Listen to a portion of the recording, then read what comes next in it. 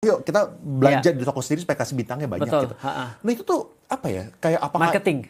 iya, apakah itu masuk ke golongan bohong, penipuan, Oke. atau kayak gimana gitu? Nah, kita tegasin dulu yang nggak boleh tuh bohong.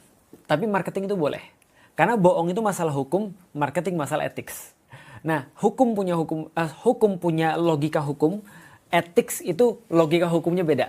Karena logika hukum ethics itu biasanya suka dan nggak suka, like and dislike. Meskipun efek daripada ethics kadang-kadang bisa lebih parah daripada efek hukum.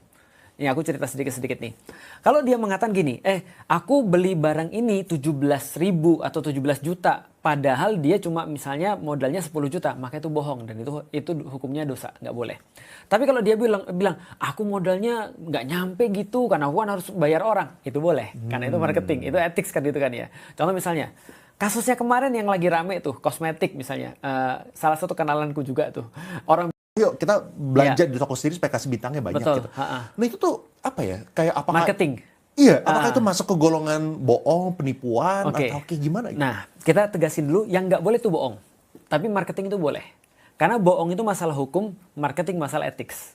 Nah, hukum punya logika hukum, ethics itu logika hukumnya beda.